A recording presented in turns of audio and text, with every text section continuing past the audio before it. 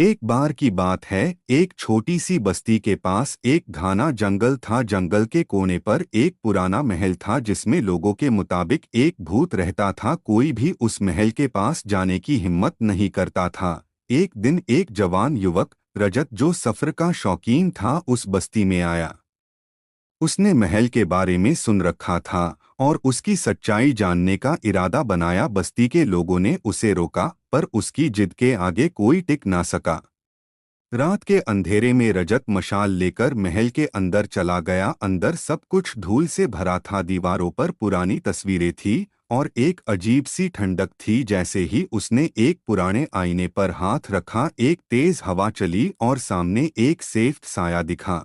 कौन हो तुम? रजत ने हिम्मत से पूछा। साया धीरे धीरे एक औरत के रूप में बदलने लगा। उसके आंखों में आंसू थे। मेरा नाम माधवी है। मैं इस महल की रानी थी, पर मुझे विष देकर मार दिया गया। मेरी आत्मा तब तक शांत नहीं होगी जब तक मुझे न्याय नहीं मिलेगा।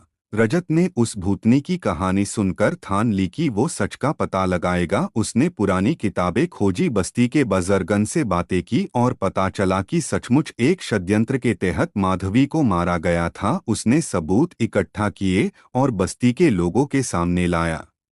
जब सच्चाई सबके सामने आई, तब एक रात माधवी की आत्मा फिर से उस महल में आई और रजत से कहा, धन्यवाद, अब मैं शांति से जा सकती हूँ। ये कहकर वो हवा में विलीन हो गई। उस दिन के बाद महल से भूत की कहानियां बंद हो गई और रजत एक नया इतिहास लिखकर वापस चला गया।